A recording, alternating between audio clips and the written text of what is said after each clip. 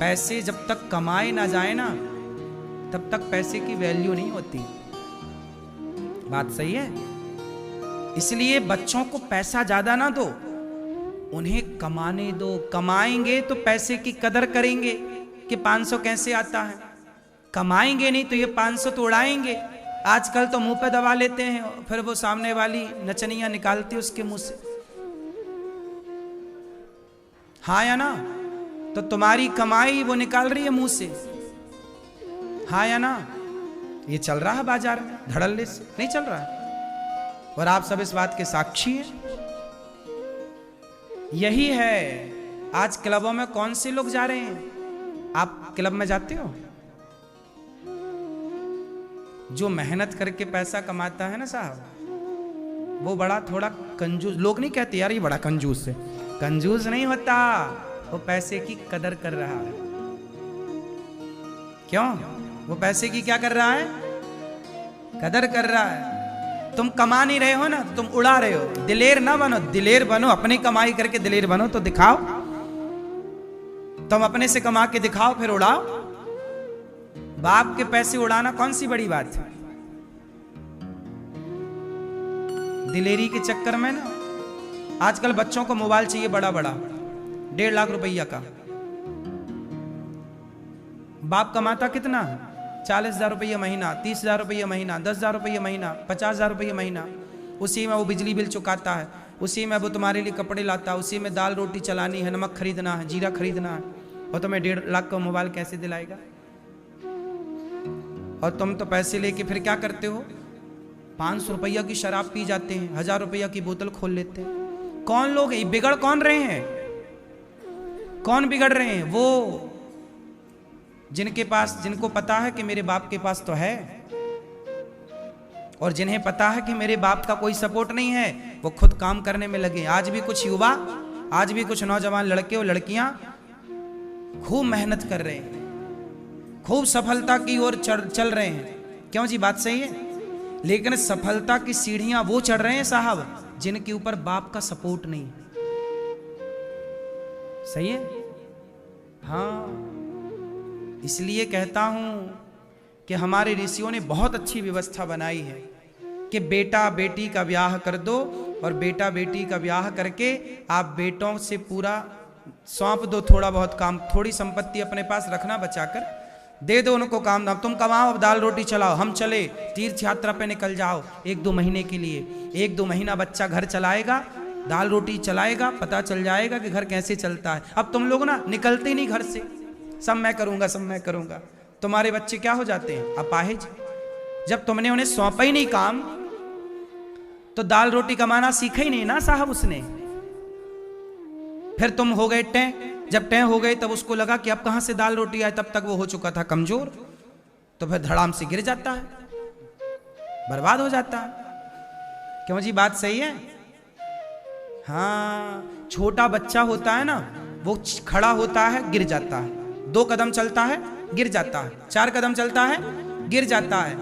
अब वो गिर जा रहा है तो आप ऐसा करो कि उसे चलने ही मत दो। अरे चलेगा तो गिर जाएगा, तो गोद में उठाए रखो। सारी जिंदगी गोद में उठाए रखोगे ना, क्या हो जाएगा वो? बोलो। सही समय पर जब बच्चा चलना सीखता है, यदि उसे तब चलने ना दिया जाए तो बताओ कभी खड़ा हो पाएगा? हाँ, ये गिरना खड़ा होना, गिरना खड़ा होना, ये प्रकृति का नियम है। गिरोगे नहीं तो खड़े नहीं हो सकते तुम। चलोगे तो गिरोगे जरूर, गिरोगे और मजबूत होगे।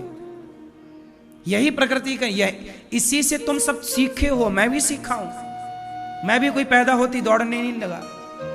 मेरी माँ ने उंगली पकड़ के चलना सिखाया है। गिरा हूं, खड़ा हूं, गिरा हूं, खड़ा हूं, चला हूं। ऐसे ही बच्चों को तुम आजाद छोड़ो थोड़ी। कमा बेटा, जा। अब पैसा, अब घर की बिजली तू चुकाएगा, बिल तू भरेगा, पानी का बिल तू भर, बिजली का बिल तू भर, और बहू के कपड़े तू खरीद। हमारे लिए भी कपड़े अब तू ला, हम नहीं खरीदेंगे भाई, अब तू बड़ा हो गया, अब तू गृहस्थी चला। चल, सौंपो काम, तो ये कंधे मजबूत होंगे। वरना सारी जिंदगी तुम ही कमाते रहे गधा बनकर, वो हो जाएंगे अपाहिज। क्यों मैया, क्या बोलती तू? सही है। पीली मैया कि गलत है? वैसे ये बात हम माताओं को नहीं कह रहे हैं, पुरुषों को कह रहे हैं। ये पुरुष लोग ना ज्यादा ही मोह माया में फंस जाते हैं, बच्चों को काम सौंपते ही नहीं आजकल के पिता लोग। बाप को लगता मैं ही कर रहा हूं, मैं ही बॉस बन के रहूंगा, हा हा हा। अपनी राज सत्ता नहीं छोड़ना चाहता ना, भले गधों की तरह मौत होई फिर इसकी। ज्यादा मोह माया, फिर ये मरते भी हैं। आदमी की ये मोह है ना, बुढ़ापे तक शासन में रहता, मैं ही सर्वे सर्वा हूं, घर का मुखिया। काहे नहीं छोड़ रहे हो? बच्चों को सौंप दो सब काम। बच्चे बड़े हो गए, सौंप ही नहीं रहे। पैसे की जरूरत है, पापा पैसे दो, पिताजी पैसे। तुम्हारे बच्चे अभी तक तुमसे पैसे मांग रहे हैं। मैंने आखिरी बार अपने पिता से पैसे मांगे थे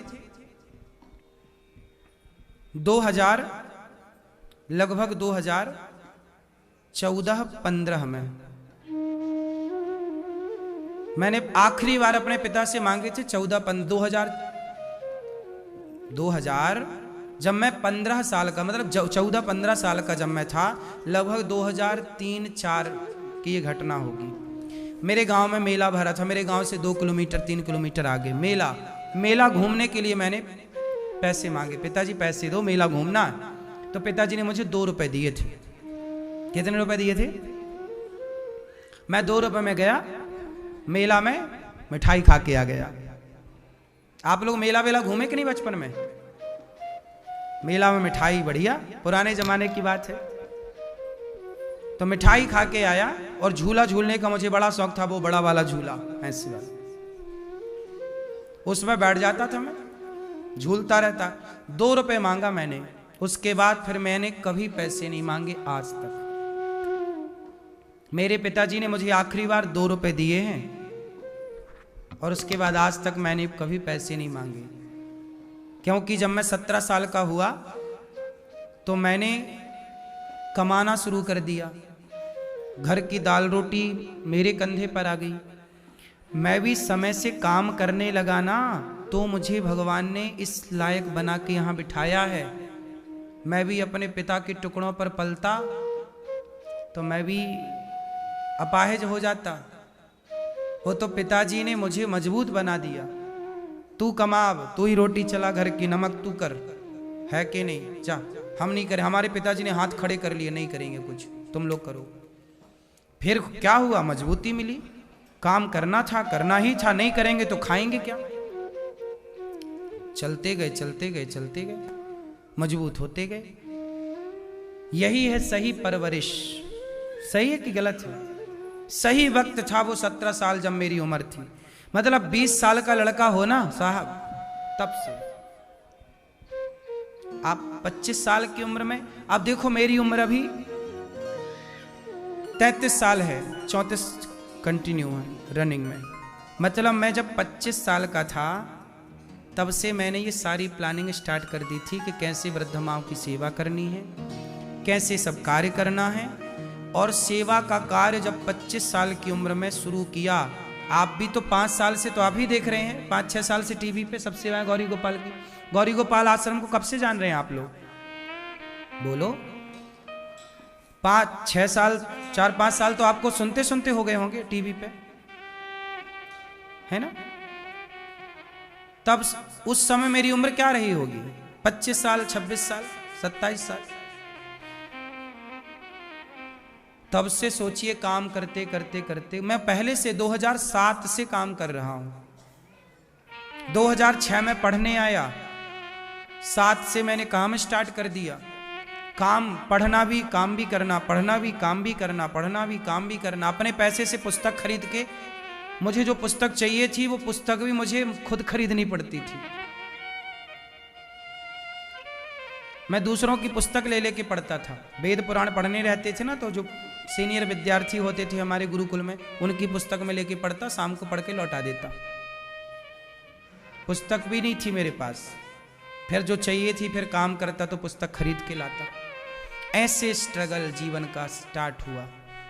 लेकिन कुछ करना था कि जीवन में सेवा क्या करना था।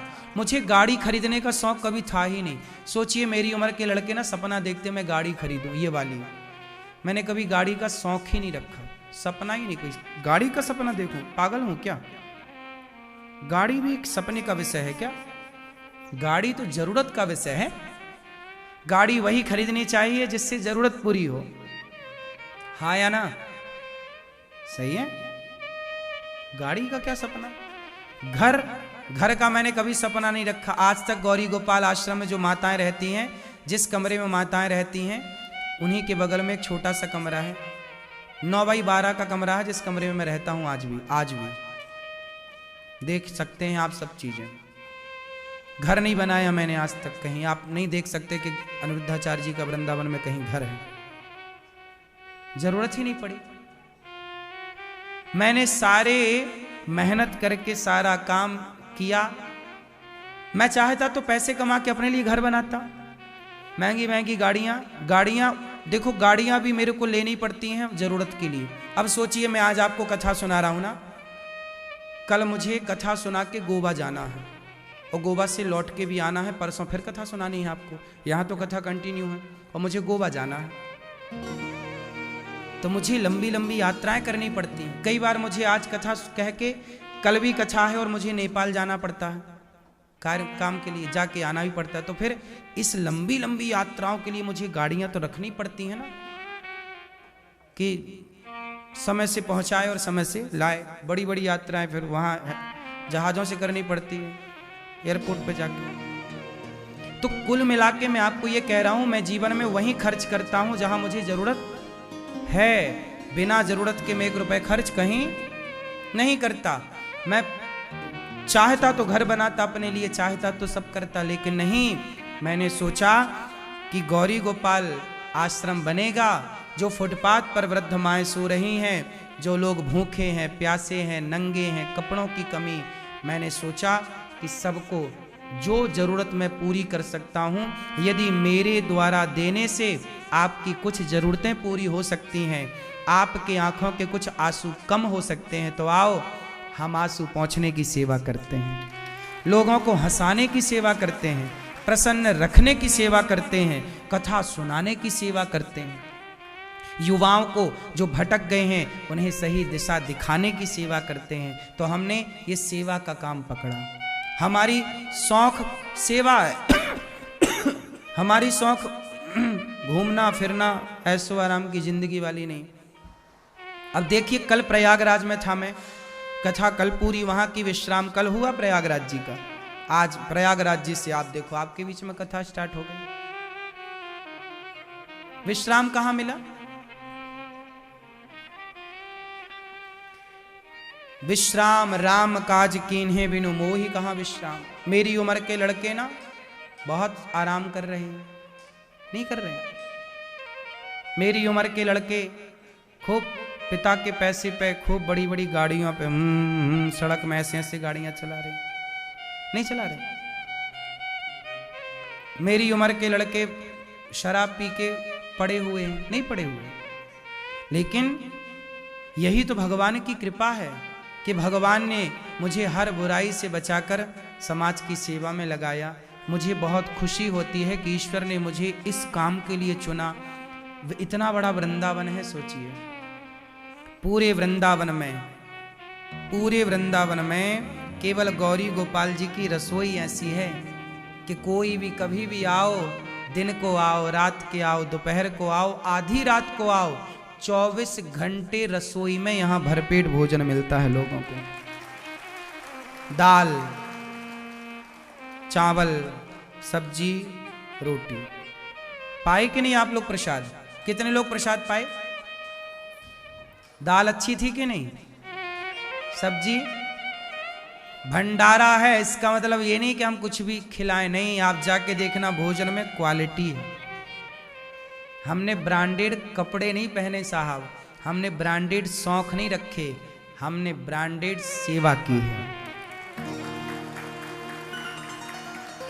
सेवा हो, बिंदास हो, अच्छा काम हो ना, अच्छा ही हो। फिर जब करो तो अच्छे से करो।